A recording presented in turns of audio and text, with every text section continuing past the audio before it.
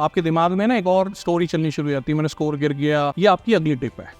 क्या फिर धीरे धीरे रेस्पॉन्सेज निकल के आने शुरू होते हैं। जब बहुत सारी हम प्रैक्टिस कर लेते हैं, एग्जामिनर के सामने वहां पे जाके बोल देंगे, नहीं उसमें गड़बड़ा जाएगा मामला। उसके साथ साथ आप मेंशन कर सकते हैं कि आपका फेवरेट पार्ट क्या है। नेक्स्ट टिप बहुत ही इंपॉर्टेंट है। Hello friends, welcome back to our channel Tathastu education. I am Devendra, your host for today's video. आज के वीडियो में हम बात करेंगे आईएलटीएस स्पीकिंग टेस्ट के पार्ट 1 के बारे में।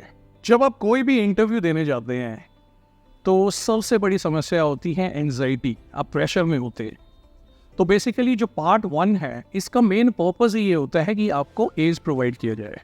ये आपको मोर कंफर्टेबल फील कराने के लिए एक वार्म अप सेशन है। तो पहली टिप क्या है, अपने दिमाग में बार बार बोलो, एक आम सा इंसान है, एक फ्रेंड है, उसके साथ मुझे बात कर। तो ये एंजाइटी से, प्रेशर से डील करने का बहुत अच्छा तरीका। आप जितनी बार अपने आप को ये बात समझाओगे, आप बिल्कुल काम हो जाओ।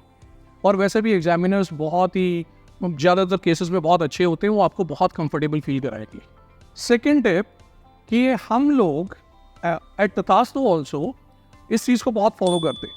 क्या आप इतनी ज़्यादा प्रैक्टिस कर लीजिए इस चीज़ की कि आपसे जो भी क्वेश्चन पूछा जाए उसके पास आपके पास इमीडिएटली आंसर अवेलेबल है, क्योंकि वो कंटेंट आप पहले काफ़ी हद तक गो थ्रू कर चुके हैं या उससे सिमिलर कंटेंट के आंसर्स कर चुके हैं। तो हम तथास्तु में भी बहुत सारे मॉक्स करते रहते हैं। एक एक स्टूडेंट के 10-10, 12-12 मॉक जब चलते हैं और फिर एवरी डे जैसे उन्हें 3 या 4 ऑडियो या वीडियो रिकॉर्डिंग्स करके हमें भेजना होता है, जिस पे हम फीडबैक देते हैं। तो उससे क्या होता है कि स्टूडेंट खुद से ही बहुत सारे कंटेंट से फैमिलियर हो जाता है। तो नेक्स्ट जनरल टिप इज, अब जैसे ही आप इंटरव्यू से मिले, वो आपसे क्वेश्चन पूछता है कि आपका नाम क्या है या मैं आपको किस नाम से बुला सकता हूँ, राइट। तो जब भी आप अंदर जाते हैं, बैठते हैं, तो एक प्रॉपर सिटिंग पोस्चर बना के रखिए, राइट। ऐसे बहुत डल नहीं बैठना है, टेढ़े होके नहीं बैठना है। एक माइल्ड स्माइल पूरे सेशन में आपको रखनी है। क्या इससे आपको पॉइंट मिल जाएंगे? नहीं, राइट। इसमें कोई आपको कोई बैंड स्कोर ऐड नहीं होता इस चीज़ से, लेकिन ये एक इम्प्रेशन होता है। तो मेरे कहने का मतलब ये है कि जब आपका पोस्चर अच्छा होता है, जब आपका एक स्माइलिंग फेस है, एक प्लीजिंग पर्सनैलिटी नज़र आती है, तो कहीं ना कहीं हर एग्जामिनर के दिल में एक सॉफ्ट कॉर्नर क्रिएट हो जाता है। तो अगर उसे मान लीजिए वो कंफ्यूज्ड है कि इसको 6 दिया जाए या 6.5 दिया जाए, तो हाई चांसेस है कि वो 6.5 की तरफ इंक्लाइंड होगा। तो इसलिए एक अच्छा पोस्चर और एक अच्छी सी स्माइल बना के रखिए। ऐसा नहीं बहुत ज़्यादा हंसना है, एक माइल्ड स्माइल। तो इन सारी चीज़ों को अगर मिला के देखा जाए तो यस, फर्स्ट टास्क में फर्स्ट इम्प्रेशन आपका काफ़ी मायने रखता है। So let's move on to some common questions. So सबसे पहला क्वेश्चन है, tell me about your home town. अब ये बहुत ही जनरल, बहुत कॉमन क्वेश्चन है। बहुत सारे स्टूडेंट से हम भी यही क्वेश्चन पूछते हैं, इसके आगे फॉलोअप क्वेश्चंस होते हैं। अब इस क्वेश्चन का रिस्पॉन्स क्या हो सकता है कि होम टाउन का नाम क्या है, उसकी लोकेशन क्या है, राइट। उसके बारे में आप और क्या बता सकते हैं? आप उसकी पॉपुलेशन बता सकते हैं, राइट। उसमें क्या फेमस मॉन्यूमेंट्स हैं जिनको विजिट किया जा सकता है, या कोई और स्पेशलिटी। उसके साथ साथ आप मेंशन कर सकते हैं कि आपका फेवरेट पार्ट क्या है उस पर्टिकुलर सिटी में। आप ये क्वेश्चन भी बन सकता है कि व्हाट डू यू लाइक और what is your favourite part of your home town, या what is one thing which you want to change in your home town, और what do you dislike about your home town. तो उसके बारे में बहुत सारे बच्चे कभी सीवेज सिस्टम के बारे में या रोड्स के बारे में, ट्रैफिक के बारे में, बहुत सारी चीज़ें होती हैं, उनके बारे में बोलते हैं। तो वो सारी चीज़ें आप खुद से एक बार प्रैक्टिस कर सकते हैं। अच्छा, अब यहाँ पे एक टिप ऐड करते हैं, आपका रिस्पॉन्स कितना लंबा होना चाहिए। जब ऐसे इनिशियल क्वेश्चंस हैं पार्ट 1 में, तो आपका रिस्पॉन्स कितना बड़ा होगा। देखिए, कोई भी रिस्पॉन्स को हमें एक लिमिटेड टाइम फ्रेम में ही आंसर कर, अब ये मान के चलिए मे बी 20 to 30 सेकेंड्स में, जो कि करीबन 3 से 5 सेंटेंस बनते हैं। तो इन सारे क्वेश्चन के 3 से 5 सेंटेंस में कोशिश करिए आंसर करें। एक आध सेंटेंस ज़्यादा भी हो जाता है, ऐसा नहीं है उसमें कुछ खराबी है, लेकिन अगर आप ज़्यादा लंबा करेंगे तो आपको एग्जामिनर जो है वो स्टॉप कर देगा इन बिटवीन। तो उससे क्या होगा, स्टॉप करने से ऐसा नहीं कि पॉइंट बहुत ज़्यादा कुछ कट गया है, लेकिन आपका कॉन्फिडेंस लूज हो जाता है। आप बोल रहे हैं चलते चलते, आपके पास अभी और कॉन्टेंट है और बीच में रुकवा दिया आपको, तो एकदम सडनली आपको फील होता है मैंने कुछ गलती कर दी है, और वो गलती अब मुझे लग रहा है कि आपके दिमाग में ना एक और स्टोरी चलनी शुरू हो जाती है, मेरा स्कोर गिर गया, अब तो ये एग्जामिनर के पास अच्छा इंप्रेशन नहीं किया गया। और फिर वही चीज़ फ्यूचर में आने वाले क्वेश्चंस में रिफ्लेक्ट होती है। तो इस चीज़ का ध्यान रखिए कि आपको लिमिटेड रिस्पॉन्स देना है। बहुत छोटा, केवल यस नो में भी नहीं कि आपसे पूछा do you like your home town, आपने बोला यस, नहीं, आगे उनका मतलब है कि इलैबोरेट करो क्या अच्छा लगता है, क्यों अच्छा लगता है, उनके रीजंस, कुछ उनकी डिटेलिंग। तो यस नो आंसर भी नहीं करना है, लेकिन मोस्टली 3 से 4 सेंटेंसेस रखिए या मैक्सिमम 5 सेंटेंसेस, और वो कुछ सैंपल्स में आप देखेंगे। Now next sample question is what do you do in your free time. आप अपने फ्री टाइम में क्या करते हैं? तो इसके क्या रिस्पॉन्सेज हो सकते हैं? देखिए, फर्स्ट, आप अपनी शेयर योर हॉबीज और एक्टिविटीज। आपकी जो हॉबीज हैं या जिन एक्टिविटीज में आप इन्वॉल्व हैं, उन सारी चीजों को आप यहाँ पे इलैबोरेट कर सकते हैं। Now in the second point, be specific and provide details about why do you enjoy those activities or hobbies, right? अब आपने कुछ बता तो दिया, मेरी हॉबी है जैसे listening to music, या फिर कोई पर्टिकुलर स्पोर्ट, मैं बास्केटबॉल खेलता हूँ फ्री टाइम में, राइट? या मैं कंप्यूटर पे गेम्स खेलता हूँ। तो केवल उतना ही नहीं बताना, ये तो एक लाइन का सेंटेंस हो गया, राइट? अब इसको थोड़ा सा और इलैबोरेट करने के लिए आप क्या बोल सकते हैं कि ये पर्टिकुलर एक्टिविटी मैं क्यों करता हूँ या मेरी हॉबी क्यों है, राइट? जैसे लेट्स से कि मैं बास्केटबॉल खेलता हूँ, उससे मेरी हेल्थ भी अच्छी रहती है, मुझे कॉन्सेंट्रेट करने में फ़ायदा होता है, और मेरा जो टाइम है वो अच्छे से पास हो जाता है, मैं और टीम मेंबर्स, नए नए लोगों से कनेक्ट हो जाता हूँ। Next, talk about any benefits और skills you have gain from these activities. आप ये बात कर सकते हैं कि इस पर्टिकुलर एक्टिविटी करने से आपको किस टाइप का बेनिफिट हुआ है। अगर स्पोर्ट के अलावा आप कुछ भी और बोलना चाहते हैं, जैसे आपने कोई कंप्यूटर प्रोग्रामिंग कर ली कि फ्री टाइम में मैं कंप्यूटर प्रोग्रामिंग करना चाहता हूँ, तो वो एक स्किल है, उस स्किल से आप कॉम्पिटिशन्स भी कर सकते हैं, आप एप्लीकेशंस बिल्ड कर सकते हैं। इसी चीज़ को थोड़ा सा डिस्क्रिप्टिव बनाओ। अगर इसमें कोई एग्जाम्पल इंट्रोड्यूस हो सकता है तो बहुत ही अच्छा है। ये आपकी अगली टिप है, क्या कि try to introduce certain examples, maybe 1 और 2 एग्जाम्पल आप पूरे स्पीकिंग टेस्ट में डालने की कोशिश करिए, राइट? जैसे फॉर इंस्टेंस या फॉर एग्जाम्पल या टू इलस्ट्रेट बोल के आप उस एग्जाम्पल को इंट्रोड्यूस कर दो। ये एक बहुत ही अच्छा तरीका है अच्छा स्कोर बैंड गेन करने के लिए। सो नेक्स्ट सैंपल है what are your future plans. अब इसमें आप क्या बात कर सकते हैं? आप अपने गोल्स के बारे में बात कर सकते हैं। आप अपने वो गोल कैसे हो सकते हैं? वो करियर रिलेटेड हो सकते हैं, वो आपके एजुकेशनल गोल्स हो सकते हैं कि आप किस टाइप का कोर्स परस्यू करना चाहते हैं या किस टाइप के स्किल्स गेन करना चाहते हैं। वर्क में आप किस टाइप की जॉब, किस टाइप की ऑर्गेनाइजेशंस को ज्वाइन करना चाहते हैं, किस रोल में वर्क करना चाहते हैं। या फिर ये पर्सनल डेवलपमेंट का भी गोल हो सकता है कि जैसे मैं अपनी इंग्लिश कम्युनिकेशन को इम्प्रूव करना चाहता हूँ। आप इसी में ये भी मेंशन कर सकते हैं कि ये सारे के सारे गोल्स आपके लिए क्यों इंपॉर्टेंट है। तो ये 4-5 चीज़ें आपको बतानी है, रेस्पॉन्स रेडी है, कुछ भी नहीं है, बहुत ईजी है, ठीक है? कॉन्फिडेंट रहना है, ये सबसे बड़ी चीज़ है। सबसे ज़्यादा हम अपने स्टूडेंट्स में देखते हैं, जो शुरुआती स्टूडेंट्स होते हैं उसमें कॉन्फिडेंस की कमी बहुत ज़्यादा होती है, तो वो बार बार पंप करना पड़ता है, कुछ भी नहीं है, कुछ भी नहीं है, डरने की ज़रूरत नहीं है, और फिर धीरे धीरे रेस्पॉन्सेज निकल के आने शुरू होते हैं। जब बहुत सारी हम प्रैक्टिस कर लेते हैं, 10-12 अलग अलग टाइप ऑफ क्वेश्चंस को प्रिपेयर कर लेते हैं, फिर student completely open, free, confident हो जाता है, और फिर तो सब कुछ फ्लो में निकलता है। तो वही चीज़ आपको भी करनी है। अगली टिप, आप अपनी वीडियोज़ बनाइए।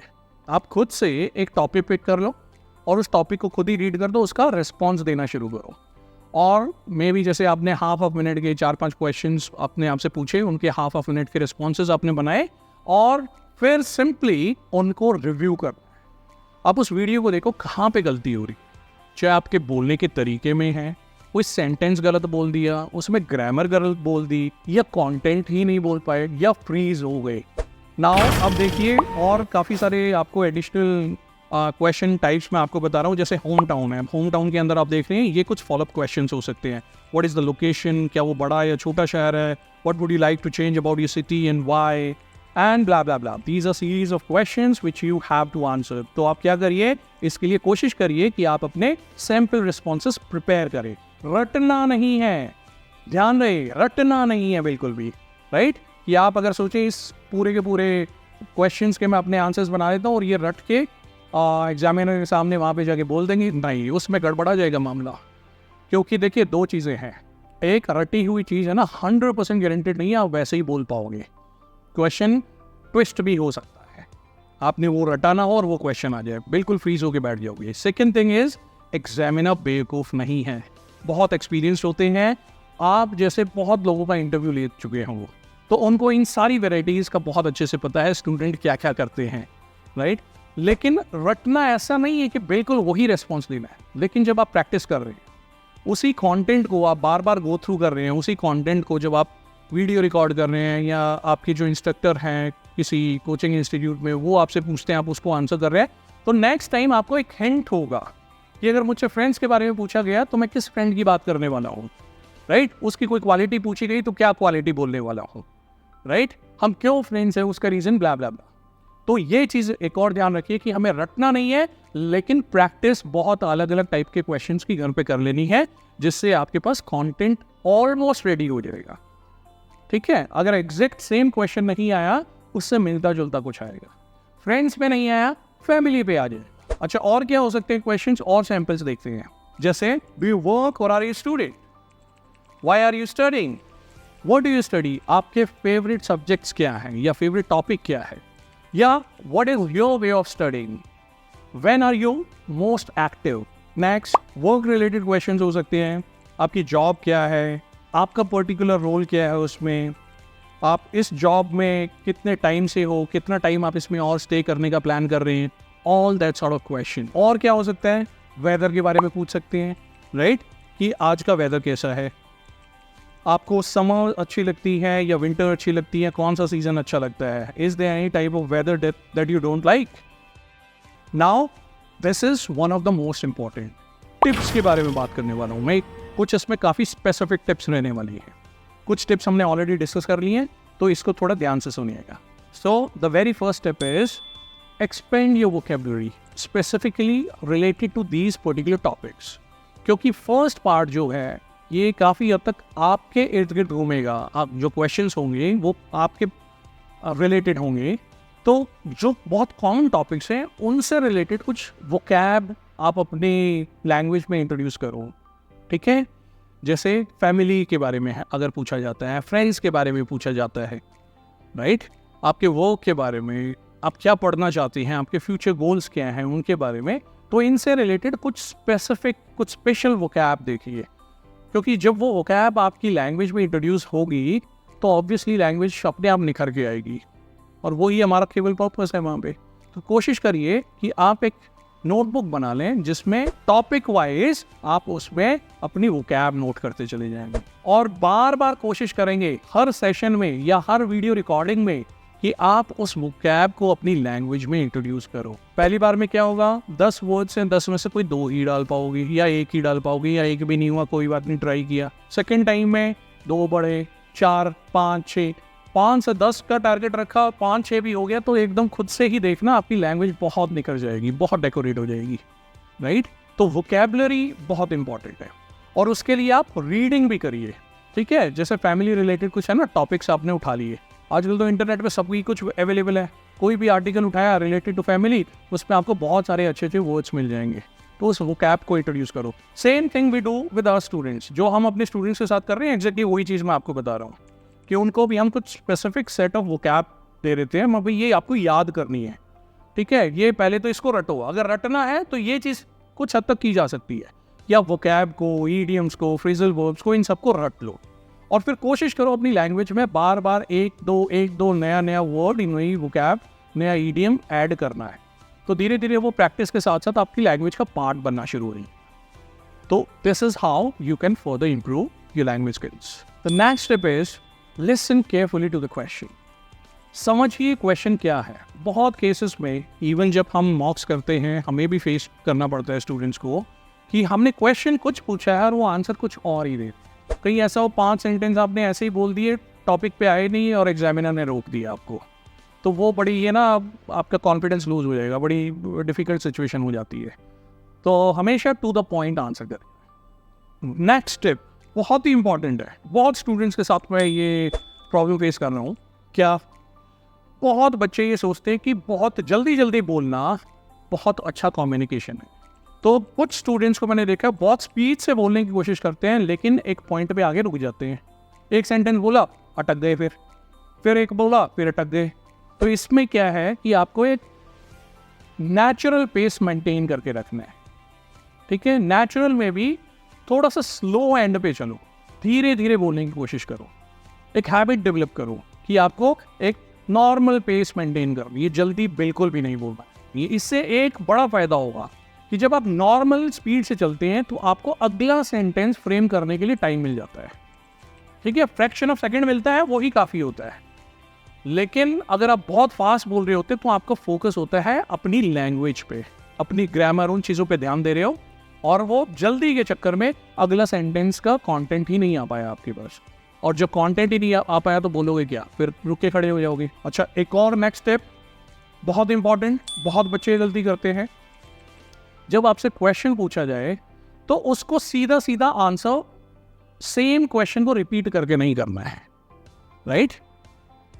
जैसे what is your favourite sport, my favourite sport is, ऐसे करके ना बोलो, ठीक है? अब ऐसा नहीं है इसमें कुछ गलत है, लेकिन आप क्या है, एग्जामिनर के क्वेश्चन प्रॉम्प्ट से ही हेल्प उठा रहे हो। ये चीज़ बहुत अच्छे कम्युनिकेशन का पार्ट नहीं। रेदर आप सीधा कुछ बोल दीजिए कि sport is an important part of my life, ऐसे कुछ स्टार्ट कर दिया, राइट? फिर आगे आपने कंटिन्यू किया। तो avoid repeating the question prompt, rather आप उसे पैराफ्रेज कर सकते हैं, मतलब उसी चीज़ को किसी और लैंग्वेज में थोड़ा सा बदल के बोलना चाहें, वो हो सकता है, वो बिल्कुल ठीक है, लेकिन कोशिश करो कि उसको रिपीट ही ना किया जाए, सीधा उसके रेस्पॉन्स के बारे में बात की जाए, ठीक है? वो और बेटर होगा। तो ये थी नेक्स्ट स्टेप। चलिए अब इस नेक्स्ट सेक्शन में मैं कुछ आपको सैम्पल रिस्पॉन्सेज के बारे में बताऊँ, कुछ क्वेश्चंस रीड करेंगे, उनका सैम्पल रिस्पॉन्स कैसा हो सकता है। तो very first question is what sports are popular in your country. So आपका रिस्पॉन्स कैसा होगा? पोस्चर पे ध्यान देना है, एक mild smile. Sports are an integral part of Indian society. People like to play sports such as basketball, football, which are outdoor sports, or indoor sports like badminton, table tennis. So all sort of sports are quite popular in our country. Next question, do you play any sport? Basketball is my favorite sport. I would like to play it during my free time, and in fact I have created a schedule every evening for half an hour where I play this particular sport with my friends. Basketball keeps me healthy. It keeps me fit mentally as well as physically. This could be response. 3-4 seconds हुए. Next, इसी पे follow up क्या हो सकता है? How do people learn sports in your country? तो इसका response क्या हो सकता है? There are different ways of learning new sports in our country. A lot of people learn sports in their school, colleges, or through private clubs. There are a lot of instructors available who can teach them how to develop specific techniques and get familiar with the rules and regulations of a particular sport. With practice, people really excel. In fact, India has produced a lot of Olympic medal winners in the recent years. Next could be, is it really important to play sport? Why or why not? So you can take any side.